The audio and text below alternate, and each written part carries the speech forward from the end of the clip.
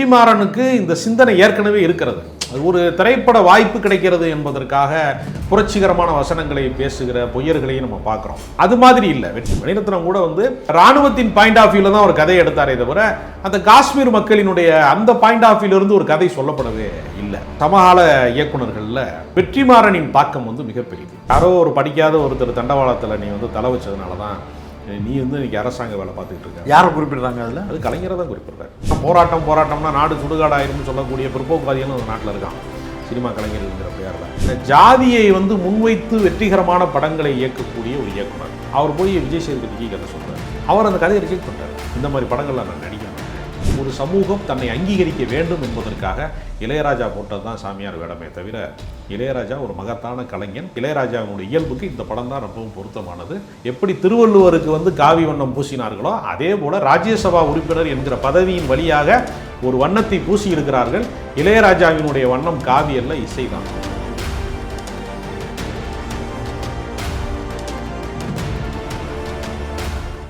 இன்றைய நமது நேர்காணலில் எழுத்தாளர் கவிஞர் ராஜகம்பீரன் அவர்கள் இணைந்திருக்கிறார். சார் வணக்கம். வணக்கம். விடுதலை பார்ட் 2 படத்தினுடைய ட்ரெய்லர் வெளியாகி இருக்கிறது. சினிமாவில் அரசியல் பேசுவாங்க, புரிஞ்சுக்க முடிஞ்சிச்சு. ஆனால் முழுக்க முழுக்க ஒரு அரசியலே சினிமாவில் வருது அப்படிங்கிறத வந்து இந்த ட்ரெய்லரை பார்த்த உடனே தான் புரிஞ்சுக்க முடிஞ்சிச்சு. இவ்வளவு வெளிப்படையான அரசியல் வசனங்கள், அப்பட்டமாக அது வந்து ஒரு தமிழ் தேசிய இடதுசாரிய சிந்தனை உள்ள ஒரு பின்புலத்தை கொண்டு காட்சிப்படுத்தல்கள், நேரடியாகவே அரசு வன்முறைக்கு எதிரான காட்சிகள்னு பல விஷயங்களை அந்த ட்ரெய்லரில் நம்மளால் பார்க்க முடிகிறது. இவ்வளவு வெளிப்படையாக ஒரு படைப்பு தமிழ் சினிமாவில் தேவைதானா, அது ஓடிருமா அப்படிங்கிற சந்தேகங்களும் அதோடு வர ஆரம்பிக்குது. அரசியல் திரைப்படங்களை பொறுத்தவரையில் தமிழ்நாட்டில் மிகப்பெரிய கொண்டாட்டமாக தான் அந்த படங்கள் பார்க்கப்பட்டிருக்கிறது. அது பராசக்தி காலம் தொடங்கி இரத்த கண்ணீர் அதற்கு பிற்பாடு இருக்கக்கூடிய பல படங்கள் இருக்கிறது. பசிங்கிறதுலாம் கூட ஒரு அரசியல் திரைப்படம் தான். அப்புறம் வந்து கம்யூனிச கருத்துக்களை சொல்லுகிற சில திரைப்படங்கள் கூட வந்திருக்கிறது. அதனுடைய ஒரு தொடர்ச்சியாக பின்னால் வந்து மணிவண்ணன் அவர்கள் வந்து தொடர்ந்து அரசியல் படம், திராவிட இயக்கத்தை கடுமையாக விமர்சித்த படம் தான் அமைதிப்படை.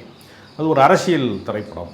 அந்த தொடர்ச்சியில் தான் எஸ்பி ஜனநாதன் போன்றவர்கள் வந்து இடதுசாரி அரசியலை முன்வைக்கக்கூடிய பேராண்மை அந்த மாதிரியான சில திரைப்படங்களை எடுத்தாங்க. அவங்க கடைசியாக ஒரு மறைவுக்கு முன்பு எடுத்த அந்த லாபம் என்கிற திரைப்படம் வரைக்குமே இடதுசாரி அரசியலை மிக கடுமையாக பேசிய படம். புறம்போக்கு என்கிற பொது உடைமை, இந்த மாதிரி பல படங்களை வந்து அவர் எடுத்திருக்காரு. அதுபோல் அரசியல் திரைப்படங்களில் பின்னாளில் எடுத்தவர்களில் வந்து ராஜமுருகனுடைய ஜோக்கர், அப்புறம் ரொம்ப குறிப்பிடத்தக்க படங்களை எடுத்த பா ரஞ்சித், மாரி செல்வராஜ், இப்படி ஒரு பெரிய தொடர்ச்சி உண்டு. இவர்களை எல்லாரும் எடுத்த தாக்கத்தை விடவும் சமகால இயக்குநர்களில் வெற்றிமாறனின் தாக்கம் வந்து மிகப்பெரியது. எப்படி ஏதாவது சொல்கிறீங்க?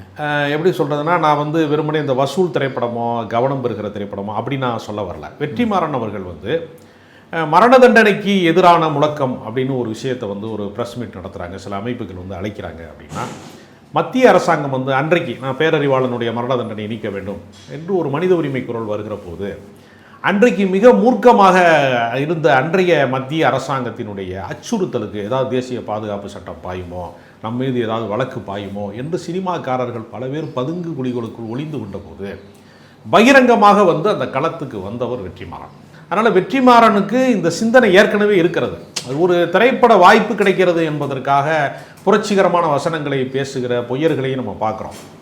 அது மாதிரி இல்லை. வெற்றிமாறனுக்கு இயல்பாகவே அதிகாரத்துக்கு எதிரான ஒரு கலகக்குரலுக்கான மனநிலை வந்து அவருக்கு இயல்பாகவே அது இருக்கிறது. அதை வெளிப்படுத்துவதற்கான வாய்ப்பாகத்தான் வந்து அவருடைய விடுதலை போன்ற படங்கள். அதுலேயும் நம்ம அந்த விடுதலையினுடைய கதை மையமிடக்கூடிய அந்த தமிழரசன், பொன்பரப்பி தமிழரசன், அந்த கேரக்டர் வந்து இங்கு தமிழ் தேசியம் என்பது வந்து அந்த நக்சல் பாரிகளை வந்து ஒடுக்கிய அரசினுடைய வந்து கொடும் கரங்களால் ஒடுக்கப்பட்ட ஏறத்தாழ அந்த வரலாறு வந்து ஒரு மறைக்கப்பட்ட வரலாறு போன்றது. ஏன்னா பொன்பரப்பி தமிழரசனை வந்து கல்லால் அடித்தாங்க, அவர் வந்து ஒரு கொள்ளையர்னு சொல்லின பொய்யான கதைகள் கூட உண்டு, போலீஸால் கட்டப்பட்ட பொய்யான கதைகள்லாம் உண்டு. அப்படி பல விஷயங்களை வந்து மறைக்கப்பட்ட தமிழ் தேசியத்தினுடைய வரலாறு அப்படிங்கிறதுலாம் இப்போ வந்து என்னென்னா, உண்மையான தமிழ் தேசியம் என்பது வந்து என்ன அப்படின்னா, இப்போ ரொம்ப போலி தமிழ் தேசியம் அதிகமாக இருக்கிறதுனால அதையும் சேர்த்து சொல்ல வேண்டிய கட்டாயம் இருக்கிறது. இப்போ இருக்கிறவங்க பல பேர் வந்து என்னென்னா, இப்போ பெரியார் வந்து சொன்னார் தமிழ்நாடு தமிழருக்கே அப்படின்னு சொன்னார். அப்படின்னா என்ன அர்த்தம்னா, நம்மளை மேலேருந்து ஒருத்தன் ஆட்சி செய்கிறது, நம்ம வரி பணத்தை பூரா அவன் ஜிஎஸ்டிங்கிற பேரில் வாங்கிட்டு ஏதோ தானம் கொடுக்குறது மாதிரி, நான் தர்றப்ப தருவேன், வர வேண்டியப்போ சரியாக வருவேன்னு சொல்கிற மாதிரி ஒரு மேல ஆதிக்கம் எல்லாத்தையுமே தீர்மானிக்கக்கூடிய, இப்போ தேசிய கல்விக் கொள்கை இருக்குது, அதுக்கு நாங்கள் எங்கள் பாடத்திட்டத்தை ஒத்துக்கிட்டாத்தான், சமஸ்கிருதம் படித்தாத்தான் அல்லது ஹிந்தி படித்தாதான் நாங்கள் ஒத்துக்குருவோம் அப்படின்னு சொல்கிற ஆதிக்கம் இருக்குல்ல, இது எதனால் ஏற்படுகிறது? ஒரு ஒட்டுமொத்தமாக நம்ம ஒரு ஒருங்கிணைந்த அரசாக இருக்கிற போது தானே வருகிறது. அப்போ இந்திய பேரரசு அப்படிங்கிறது தமிழர்களுடைய உணர்வுகளுக்கு எதிராக இருக்கும் பட்சத்தில் தமிழ்நாடு தனிநாடாக வேண்டும் என்று போராடியவர்களின் கதை இது. அதனால் அது விடுதலை என்று சொல்லக்கூடிய வார்த்தை என்பது சாதிகளில் இருந்து விடுதலையா, மதங்களில் இருந்து விடுதலையா, ஆதிக்கங்களில் இருந்து விடுதலையா, அப்படி பல விடுதலை இருக்கிறது. வர்க்க விடுதலை இருக்கிறது, இப்படி பல விடுதலை இருக்கிறது. அல்லது தேசத்திலிருந்தே விடுதலையா என்கிற கேள்வி இருக்கிறது. இவ்வளவு ரொம்ப அரசினுடைய அதிகார மையத்திற்கு எதிரான ஒரு கதையை ஒரு கையில் எடுத்திருக்கிறார்.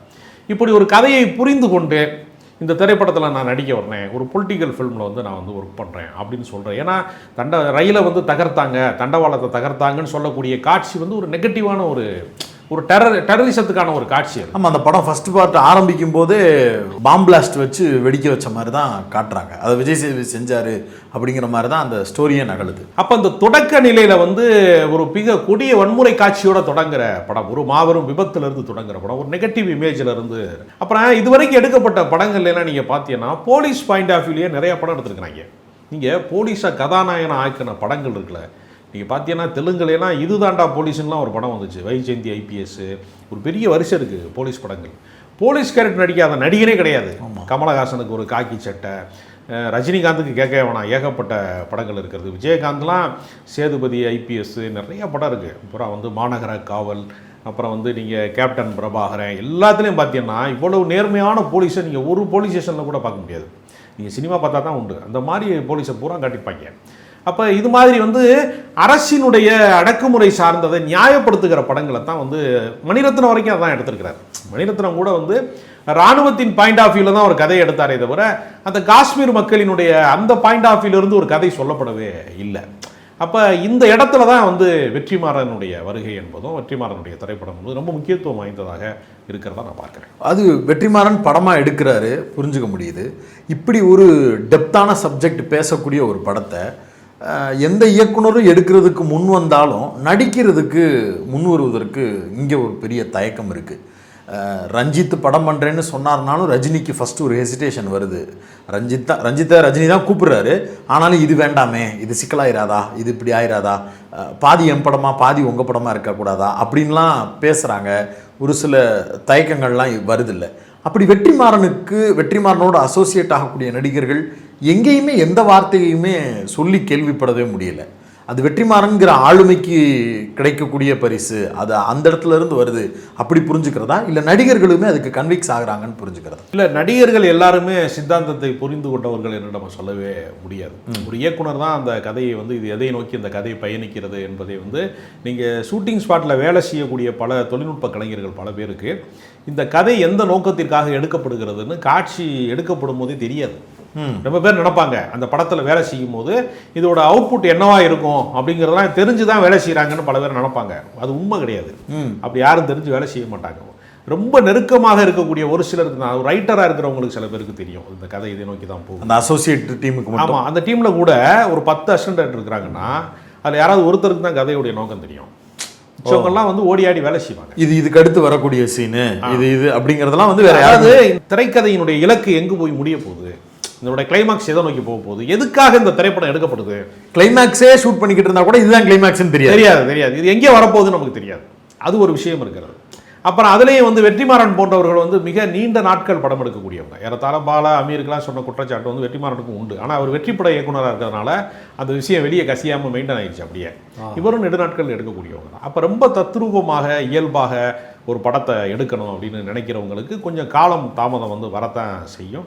அது அசலான ஒரு வாழ்க்கை அப்படியே பதிவு செய்கிறது அப்படின்னு. ஏன்னா அவர் ஒரு பாலுமகேந்திரா ஸ்கூலுங்கிறதுனாலையும் ஒரு உலக படங்கள் அதிகமாக பாதித்தவர் அப்படிங்கிறதுனால அந்த மாதிரி படங்கள் அதுக்கு நிகரான ஒரு படத்தை எடுக்கணும் அப்படின்னு சொல்லும்போது விடுதலை முதல் பாகம் ஒரு பெரிய மன நிறைவான ஒரு திரைப்படமாக இருந்தது. பொலிட்டிக்கலாகவும் இருந்துச்சு, சராசரி ஆடியன்ஸுக்கும் ரொம்ப கனெக்டான ஒரு படமாக இருந்துச்சு, வெற்றி படமாக அமைஞ்சிருச்சு. இப்போ அதனுடைய எதிர்பார்ப்பு என்னவா இருக்குன்னா, விடுதலை 2 ட்ரெய்லரே மிகப்பெரிய அளவில் பல விமர்சனங்களை அது முன்வைக்குது.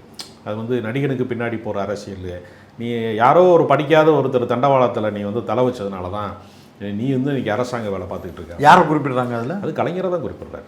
அப்போ இதெல்லாம் வந்து வெளிப்படையாகவே திராவிட இயக்கம், கம்யூனிசம் இதெல்லாம் இல்லைன்னா இந்த நாடு என்னவாயிருக்கும் அப்படிங்கிற ஒரு விஷயம் இருக்குல்ல. ஏன்னா போராட்டம்னா நாடு சுடுகாடாயிரும்னு சொல்லக்கூடிய பிற்போக்குவாதிகளும் இந்த நாட்டில் இருக்கான், சினிமா கலைஞர்கள்ங்கிற பெயரில்.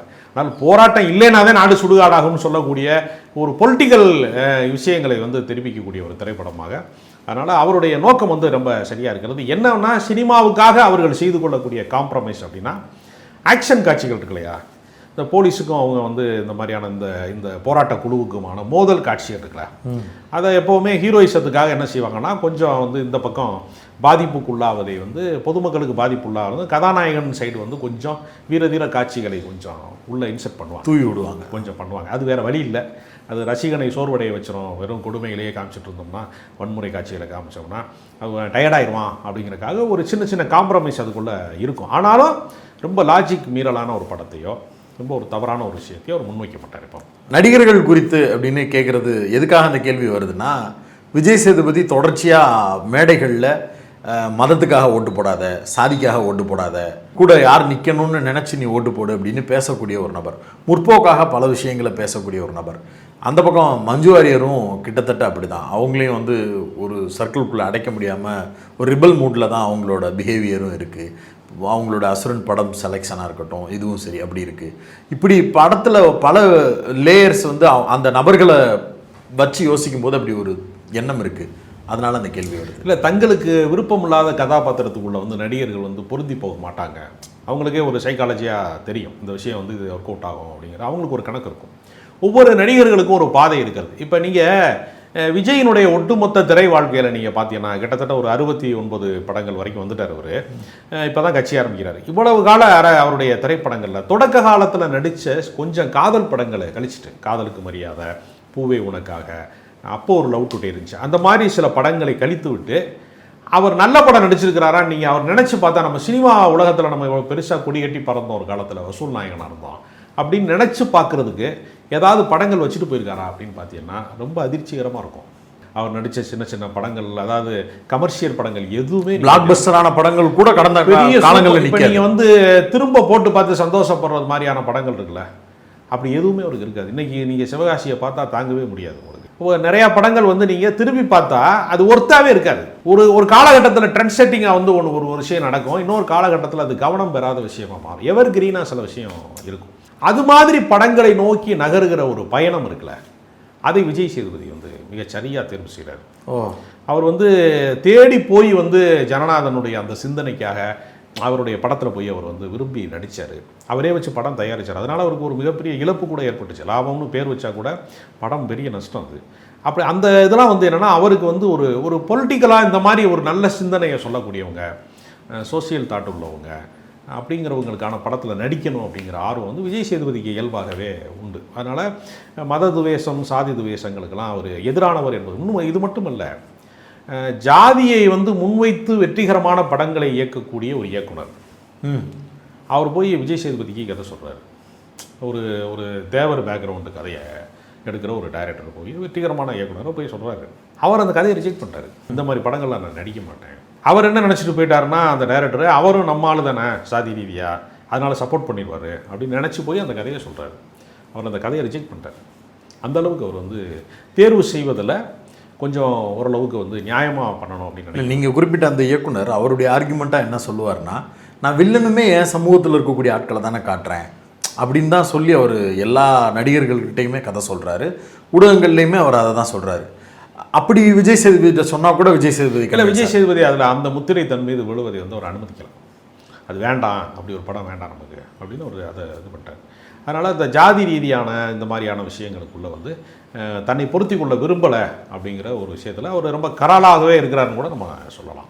ஒரு கலைஞனாக அவர் வந்து ஒரு வில்லனாக நடிப்பார், திருநங்கையாக நடிப்பார், ரொம்ப வந்து இதான கேரக்டர்லாம் நடிப்பார், வயசான ஆளாக நடிப்பார், கலவனாக நடிப்பார், எல்லாமே நடிக்கிறாரு.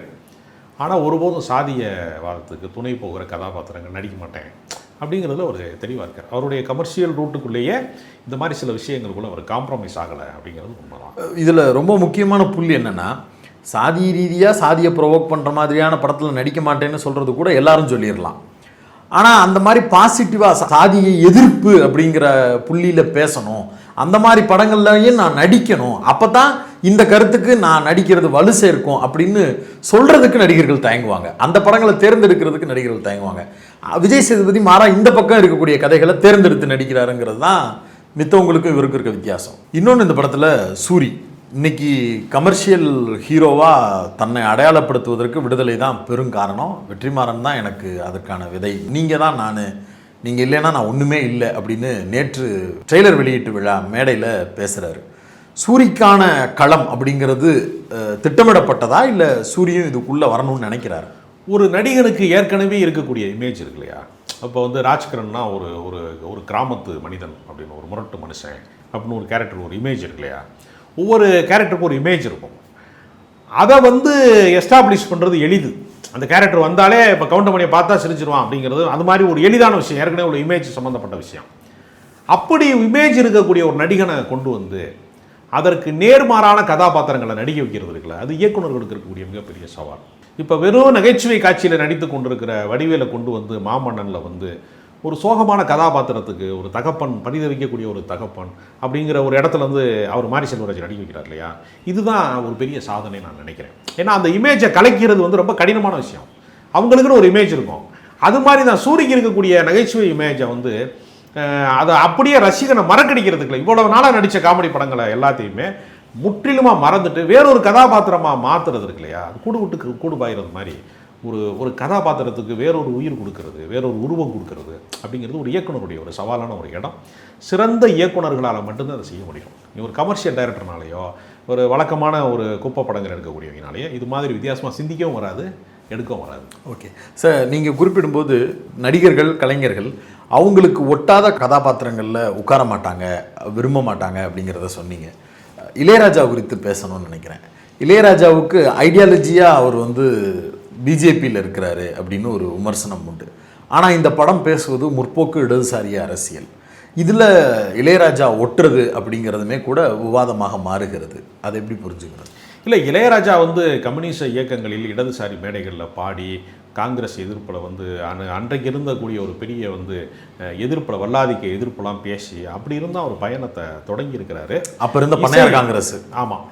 அப்போ இசை முழுக்க முழுக்க பார்ப்பன ஆதிக்கத்துக்குள் இருக்கிற போது நாம் எவ்வளவு ஞானமிக்கவனாக இருந்தாலும் நம்மளை சாதி அடையாளத்தினால ஒடுக்கப்பட்ட சமூகத்தை சார்ந்தவன் என்பதனால நிராகரித்து விடுவார்களோ, அங்கீகாரத்தை நம்மை பேசாமல் விட்டு விடுவார்களோ என்பதற்காக எல்லா இசை மேதைகளும் எல்லா இசை கலைஞர்களும் பெரும்பான்மையாக இருக்கக்கூடிய ஒரு சமூகம் தன்னை அங்கீகரிக்க வேண்டும் என்பதற்காக இளையராஜா போட்டது தான் சாமியார் வேடமே தவிர, இளையராஜா ஒரு மகத்தான கலைஞன், இடதுசாரி சிந்தனை உள்ள ஒரு கலைஞன், மனிதாபிமானம் மிக்க ஒரு கலைஞன் அப்படிங்கிற அடிப்படையில் இளையராஜா வெளியில் காட்டியிருக்கக்கூடிய ஒரு முகம்தான் அதுவே தவிர இளையராஜாவுடைய இயல்புக்கு இந்த படம் தான் ரொம்பவும் பொருத்தமானது. அதை அவர் ரசித்து பண்ணியிருக்கேன்னு அவரே கூட அது வெளிப்படையாக சொல்லியிருக்கிறார். அதனால் இளையராஜா என்பது சங்கியினுடைய அடையாளம் என்று சொல்வதை நம்ம ஏற்க முடியாது. எப்படி திருவள்ளுவருக்கு வந்து காவி வண்ணம் பூசினார்களோ அதே போல் ராஜ்யசபா உறுப்பினர் என்கிற பதவியின் வழியாக ஒரு வண்ணத்தை பூசி இருக்கிறார்கள். இளையராஜாவினுடைய வண்ணம் காவி அல்ல, இசை தான். ஓகே, நான் தொடங்கின கேள்விக்கே இறுதியாக முடிக்கிறதுக்கு வரணும்னு நினைக்கிறேன். முற்போக்கு அரசியல், இடதுசாரி அரசியல், தமிழ் தேசிய அரசியல் பேசக்கூடிய ஒரு படம் வெகு மக்களால் அங்கீகரிக்கப்படுமா? தமிழ்நாட்டில் இப்படி ஒரு படத்தை எடுத்துகிட்டு வந்து கொடுக்கும்போது இதெல்லாம் என்ன உள்ளே போனால் அரசியல் பேசுவாங்க, அது நம்மளுக்கு இதுக்கு செட் ஆகாது, அது வேண்டாம் அப்படின்னு சொல்லி ஆடியன்ஸு தள்ளி போகிறதுக்கு வாய்ப்பு அதிகம் இருக்குமா? இல்லை படத்தை போய் என்னென்னு தெரிஞ்சுக்குவோம் அப்படின்னு வருமா? ஏன்னா ஆடியன்ஸ் எப்படி யோசிப்பாங்கன்னா, ஒரு 3 மணி நேரம் 2 மணி நேரம் போகணுன்னா ஜாலியாக பார்த்துட்டு வரணும், அதுக்கு தான் நான் உள்ளே வரணும், இந்த மாதிரி படத்தை போட்டு என்னை போட்டு ட்ரபிள் பண்ணக்கூடாது அப்படின்னு ஒரு செய்தியெல்லாம் உலாவ விடுறாங்க. அப்படி இருக்கிறது பொருத்தி பார்க்கலாமா? எப்படி புரிஞ்சு? இல்லை, அதாவது அரசியல் திரைப்படம் எடுக்கக்கூடியவங்களில் பல பேர் என்ன செய்வாங்கன்னா, படம் எடுக்கிறோங்கிற பேரில் கொஞ்சம் பாடம் எடுத்துருவாங்க கொஞ்சம். அதனால் வசனங்களுடைய ஆதிக்கம் அதிகமாகி ரொம்ப ஜாஸ்தியாக பேசக்கூடிய டைலாக்ஸ் வந்து மிதமிஞ்சி போகிற போது வேலு பிரபாகரன் படங்கள்லாம் வெற்றி பெறாமல் போனதற்கு பெரிய காரணம் கூட அதுதான் வந்து சொல்லப்பட்டது. அது உண்மையும் கூட. மேக்கிங்கில் சொதப்பிடுவாங்க. ஆமாம், அவங்க என்ன செய்வாங்கன்னா காட்சிபூர்வமாக இது ஒரு விஷுவல் மீடியாங்கிறதுக்கு பதிலாக டைலாக் மீடியாவை மாற்றிடுவாங்க அந்த படத்தை. அந்த இடத்துல அவர்கள் தோற்று போயிருக்கிறார்களே தவிர ரொம்ப காட்சிபூர்வமாக ஒரு விஷயத்தை அணுகிறது, திரைக்கதையில் தேவையான அளவுக்கு மட்டும் வசனம் வைக்கக்கூடிய பொலிட்டிக்கல் படம் எல்லாமே வெற்றி பெற்றிருக்கிறது. அதிலேயே வெற்றிமாறனுக்கு அந்த மீட்ரு கரெக்டாக தெரியும், ஜெயிப்பதற்கான உத்தி என்ன என்பதும் அவருக்கு தெரியும், அவருக்கு அரசியல் தெளிவும் உண்டு. அதனால் இந்த படம் மாபெரும் வெற்றி பெறும். இன்னொரு முக்கியமானது, இந்த 14 நாளில் எடுக்கிறேன் 24 நாளில் எடுக்கிறேன்னு படத்தை சொல்லிட்டு 257 நாள் இந்த படம் எடுக்கப்பட்டதா மேடையிலேயே வாக்குமூலம் கொடுக்குறாரு வெற்றிமாறன். அது ப்ரொடக்ஷனாகவே அப்படி பண்ணும்போது பெரிய சிக்கல்களை சந்திக்குது. சினிமா துறையில் அது கிட்டத்தட்ட ஒரு 4-5 படம் தயாரிக்க வேண்டிய ஒரு சூழல். அதை ஒரு படத்தை வச்சு டேலி பண்ணுறாங்க. அதால் வரக்கூடிய அவுட்புட்டை, அதால் வரக்கூடிய செலவுகளை மீட்டெடுக்கிறது பெரிய சிரமம். இப்படியெல்லாம் பல செய்திகள் உலா வருது. எப்படி புரிஞ்சுக்கிறது? அது சரிதானா? இல்லை, சினிமா எத்தனை நாட்களில் எடுக்கப்பட வேண்டும்ங்கிறதுக்கு எந்த இலக்கணமும் யாருக்குமே கிடையாது. குறைந்த நாட்களில் எடுக்கப்பட்டால் பொருளாதாரம் மிச்சமாகும் அப்படிங்கிறது சரியான விஷயம்தான், சரியான திட்டமிடல. ஆனால் அவங்க நினைக்கிற ஒரு விஷயம் சேர்றதுக்கு எவ்வளவு நேரம் ஆகும் அப்படிங்கிறது அவங்களுக்கே சில நேரம் தெரியாது. இல்லை, அது அவங்க காசில் பண்ணால் பரவாயில்ல, இன்னொருத்தர் காசில் பண்ணுறாங்க. இல்லை அது காசு சம்பந்தப்பட்டது கிடையாது.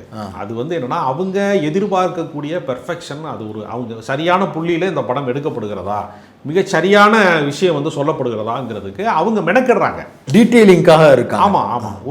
ஒரு முழுமை படணும், ஒரு திரைப்படம் முழுமை பெறணும் என்பதற்காக அவங்க எடுத்துக்கொள்ளக்கூடிய அதிகபட்சமான முயற்சியில் அது கூடுதல் நேரமாக சில நேரம் மாறிடுது. அது திட்டமிட்டு வேணும்னே ப்ரொடியூசரை காலி பண்ணுறதுக்கோ பொருளாதாரத்தை காலி பண்ணுறதுக்கோ செய்கிறது அல்ல. அவங்க நினச்சது வர்ற வரைக்கும் அப்படிங்கிற ஒரு எல்லைக்குள்ளே அவங்க ஒரு அதீதமான ஒரு பயணம் செய்கிறாங்க. அப்படி நடக்கும்போது அது கொஞ்சம் கூடுதல் நாட்களை எடுத்துக் கொடுக்கிறது. ஒரு கொத்தனார் வீடு கட்டுவதற்கும் பல ஆண்டுகளாக ஒரு தாஜ்மஹால் போலவோ, ஒரு தஞ்சை பெரிய கோயில் போலவோ, ஒரு சிற்பக்கலைக்கோ அல்லது ஒரு கட்டிடக்கலைக்கோ எடுத்துக்காட்டாக ஒன்றை செய்வதற்கும் வித்தியாசம் இருக்கிறது. அதனால் கால இடைவெளி என்பது அவர்கள் எடுத்துக்கொண்ட வேலை சம்பந்தப்பட்டது. அதனால் அது அவர்கள் சுதந்திரம் தான், அப்படி தான் பார்க்கணும். அதை நம்ம குறுகிய காலத்தில் எடுத்த படங்கள்லையும் நல்ல படங்களும் இருக்கிறது. இருந்தாலும் எல்லா படங்களுமே குறுகிய காலத்தில் நல்ல படமாக எடுக்க முடியுமா என்று அதற்கு ஒரு பயிற்சி தான் அது. இப்போ சில பேர் புல்லட்டில் போகிறான், சில பேர் டிவிஎஸ் 50 ஓட்டிகிட்டு போகிறான், சைக்கிள் ஓட்டிகிட்டு போகிறான்ற மாதிரி தான். அவன் போய் ரீச் ஆகிறது தான் கணக்கு. சைக்கிளில் வரவே லேட்டாக தான் வருவான் அப்படிங்கிற மாதிரி யதார்த்த படங்களை எடுக்கிறோங்கிறவங்க கொஞ்சம் அதிக நேரம் எடுத்துக் கொள்கிறார்கள். அப்படி வேணால் அதை புரிந்து கொள்ளலாம். ஆனால் அது அவங்களுக்கான அந்த படைப்பு சுதந்திரமாகத்தான் நான் அதை பார்க்குறேன். இயல்பாகவே வெற்றிமாறன் போன்ற இயக்குநர்கள் பாலுமகேந்திரா பட்டறையிலிருந்து வந்ததுனால அவங்களுக்கு ஒரு திரைப்படம் என்ன மீட்டரில் எடுக்கப்படணும், எவ்வளவு யதார்த்தத்தை நம்ம சொல்லணும், யதார்த்த மீறல் எந்த இடத்துல நிறுத்தணும் அப்படிங்கிற ஒரு விஷயம் இருக்கிறது. அதை அவங்க மிக சரியாக தெரிந்து கொண்டதுனால கமர்ஷியலுக்கான மீட்ரு எது, அவார்டுக்கான மீட்ரு எது அப்படிங்கிற 2 விஷயமும் அவருக்கு தெரிஞ்ச காரணத்தினால அவர் படத்தை கமர்ஷியலாகவும் சக்ஸஸ் பண்ணிடுவார். அதே சமயத்தில் நினைவு கூறத்தக்க ஒரு பெரிய ஒரு அவார்ட் படமாவோ, தேசிய விருது பெறக்கூடிய படமாவோ, ஆளுவருடைய ஆடுகளமாக இருக்கட்டும் அல்லது விசாரணையாக இருக்கட்டும், எல்லாமே பார்த்தீங்கன்னா காலத்தால் நிலை பெறக்கூடிய ஒரு படமாகவும் அவர் உருவாக்கக்கூடிய அந்த 2 வித்தைகளும் தெரிந்தவராக இருப்பார். சில பேர் அவார்டும் நல்லா வாங்குவாங்க, கமர்ஷியலாக வசூல் பண்ணுற படத்தை அவங்களால எடுக்க முடியாது. கமர்ஷியலாக சூப்பர் டூப்பர் கிட்டு கொடுப்பாங்க, அவங்களால ஒரு காலத்தால் நிலை பெறக்கூடிய திரைப்படத்தை எடுக்க முடியாது. 2ம் இணைகிற ஒரு புள்ளியாக தமிழ் சினிமாவில் வெற்றிமாறன் திகழ்கிறார். வெற்றிமாறன் படம் மட்டும் இந்த 100 கோடி பட்ஜெட்டு, கலெக்ஷன் இவ்வளவு அப்படிங்கிற ஆர்குமெண்ட்டுக்குள்ளே வரவே மாட்டேங்குது. உண்மையிலே அப்படியான வசூல்களை அடைவதில்லையா, இல்லை அதுக்கு தேவையான வசூல் அதை அடைஞ்சிருக்கு? இல்லை, மற்ற திரைப்படங்களை விடவும் கூடுதல் வசூல் செய்யக்கூடிய படமாகத்தான் வெற்றிமாறன் படம் இருக்கிறது. ஆனால் அது கருத்தியல் விவாதமாக மாறுகிற காரணத்தினால கமர்ஷியல் விஷயங்கள் அதிகமாக பேசப்படுவதில்லை. அதுக்கு காரணம் அவர் எழுப்பக்கூடிய அந்த கதையின் வழியாக அவர் எழுப்பக்கூடிய தாக்கம் தான் காரணம். ஆனால் ப்ரொடியூசர்ஸ் எல்லாமே சேஃப் ஹேண்ட் தான். அவர் சினிமாவை பொறுத்தவரையில் நீங்கள் ஒரு ப்ரொடியூசரை லாஸ் பண்ணிவிட்டு அடுத்தடுத்த படங்களுக்கு பயணிக்கவே முடியாது. நீங்கள் தோல்வி படம் கொடுத்தீங்கன்னா உங்கள் பயணம் நீங்கள் எவ்வளவு பெரிய இயக்குனராக இருந்தாலும் கமர்ஷியலாக நீங்கள் இந்த குதிரை ஓடாதுன்னா பந்தயம் கட்ட ஒருத்தர் கூட வரமாட்டாங்க. அதுதான் தமிழ் சினிமாவினுடைய எழுதப்படாத ஒரு விதி.